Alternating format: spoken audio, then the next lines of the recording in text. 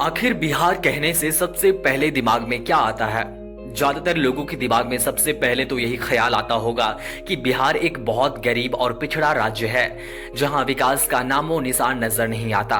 विकास की रफ्तार कछुए की चाल से भी धीमी नजर आती है। भारत के सबसे ज्यादा जनसंख्या वाले राज्यों में से एक और सबसे ज्यादा अशिक्षित वाला राज्य भी। रोजगार न मिलने पर लाखों लोगों का पलायन और बाढ़ से हर साल लाखों लोगों का प्रभावित होना, ज्यादातर यही सब दिमाग में आता होगा और शायद यह कहीं न कहीं हकीकत भी है। लेकिन सबसे बड़ा सवाल है कि बिहार कहने से सिर्फ यही सब चीजें हमारे दिमाग में क्यों आते हैं? ये सभी दिमाग में हमारे क्यों नहीं आते हैं कि बिहार का इतिहास समृद्ध और गौरवशाली रहा है। यह राज्य महान सम्राट अशोक, चाणक्य और भगवान महावीर की भूमि रहा है। नालंदा और विक्रमशिला विश्वविद्यालय प्राचीन समय में शिक्षा के बड़े केंद्र थे, जहां दुनिया भर से विद्यार्थी पढ़ने और रिसर्च करने के लिए आते थे। और यह बिहार का ही नहीं बल्कि दुनिया का सबसे पहला विश्वविद्यालय था। सबसे बड़ा पुस्तकालय भी बिहार में ही था। यह सभी चीजें दिमाग में क्यों नहीं आते हैं? और शायद इसका आंसर यही है कि बिहार कहीं न कहीं अपने रास्ते से भटक चुका था। जो बिहार एक वक्त पर हुआ करता था, अगर वही बिहार आज के दिन में वही रफ्तार से चलती तो बिहार कहीं और पहुंचता। लेकिन शायद ऐसा नहीं हुआ और आज बिहार का परिदृश्य एक अलग नजर आता है। खैर जो भी हो, लेकिन पिछले 15-20 सालों में बिहार में आखिर क्या बदला, आज जानेंगे इस वीडियो में। Hello everyone, this is Chandradev. अगर आप हमारे चैनल में नए हैं तो प्लीज चंद्रदेव जॉन को सब्सक्राइब करें, ताकि आप ऐसे इन्फॉर्मेटिव वीडियो से कनेक्टेड रह सके।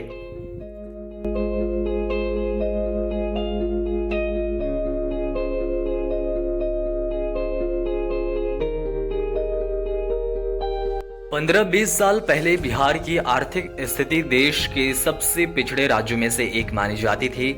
2000 के दशक की शुरुआत में बिहार की अर्थव्यवस्था कई चुनौतियों का सामना कर रही थी, जैसे निम्न स्तर की औद्योगिकीकरण, कम शहरीकरण, बुनियादी ढांचे की कमी और कमजोर कृषि क्षेत्र। उस समय बिहार की जीडीपी वृद्धि दर काफी धीमी थी और प्रति व्यक्ति आय राष्ट्रीय औसत से काफी कम थी। लेकिन पिछले कुछ सालों में बिहार में सकल राज्य घरेलू उत्पाद मतलब जीएसडीपी में काफी बदलाव और वृद्धि देखने के लिए मिला है। 2021-22 में ये आंकड़ा 10.98% तक पहुंच गया, जबकि इसी अवधि में राष्ट्रीय वृद्धि दर 8.68% रही। 2011-12 में बिहार की प्रति व्यक्ति आय 34,465 रुपए थी, जो 2021-22 में बढ़कर 54,383 रुपए हो गई। और अगर आप बिहार के 2023-24 के इकोनॉमिक सर्वे पर नजर डालेंगे तो आपको पता चलेगा कि बिहार का प्रति व्यक्ति आय 60,000 तक पहुंच गया है। अब जानते हैं कि बिहार के एजुकेशन क्षेत्र में आखिर क्या बदलाव आया। पहले बिहार एजुकेशन के क्षेत्र में कहां थी और अब कहां है?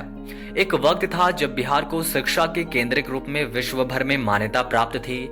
नालंदा और विक्रमशिला विश्वविद्यालय जैसे प्राचीन शिक्षण संस्थानों ने इसे शिक्षा का केंद्र बनाया था, जहां दूर दूर से छात्र ज्ञान अर्जित करने आते थे। नालंदा यूनिवर्सिटी दुनिया का पहला रेसिडेंशियल यूनिवर्सिटी था, जहां हजारों स्टूडेंट्स और टीचर्स रहते थे। उस समय यहाँ पर गणित, खगोल विज्ञान, चिकित्सा, राजनीति और धर्म जैसे विषयों की उच्च शिक्षा दी जाती थी, जिससे बिहार की पहचान एक विद्या के महाकेंद्र के रूप में स्थापित हुई थी। एक बार फिर बिहार अपने उस मुकाम पर लौटने की राह पर है। एक बार फिर नालंदा यूनिवर्सिटी बनकर तैयार हो चुका है अपनी वैश्विक स्तर पर छाप छोड़ने के लिए। अब बात करते हैं बिहार के प्रति लोगों का नजरिया।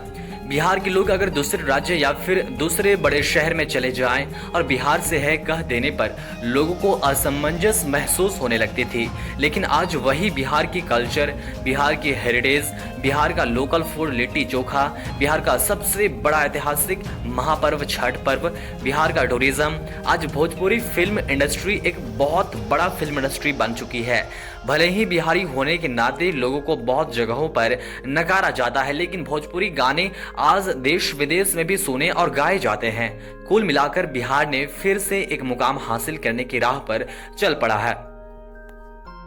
अब बात करते हैं बिहार के डेवलपमेंट के बारे में। एक वक्त था जब बिहार के कई क्षेत्रों में विकास नजर नहीं आता था। विकास की रफ्तार धीमी नजर आती थी, चाहे रोड, रेल, हवाई कनेक्टिविटी की बात हो या फिर इंफ्रास्ट्रक्चर डेवलपमेंट की बात हो। लेकिन पिछले कुछ सालों में बिहार में कई सेक्टर में आपको बदलाव या फिर विकास जरूर देखने के लिए मिल जाएंगे।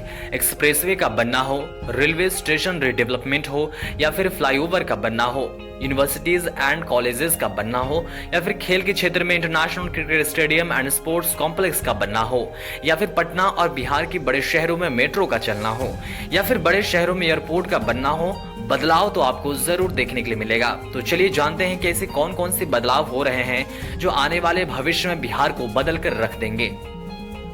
कुछ ऐसे मेगा प्रोजेक्ट जिनमें से बहुत सारे मेगा प्रोजेक्ट बनकर तैयार हो चुके हैं, कुछ ऑनगोइंग और अपकमिंग मेगा प्रोजेक्ट हैं, जैसे Gaya industrial city, Patna airport expansion, Patna science city, Nalanda university, Rajgir international cricket stadium and sports complex, Purnia, Raxaul, Rajgir, Bhagalpur, Darbhanga में airport, Patna outer ring road, Patna double decker flyover, Patna metro, Muzaffarpur smart city, Virat Ramayan temple, Bihar museum, Ganga pathway, PMCH hospital, ISBT Patna, Mahatma Gandhi parallel bridge, metro in Gaya, Darbhanga, Muzaffarpur and Bhagalpur, AIIMS Darbhanga.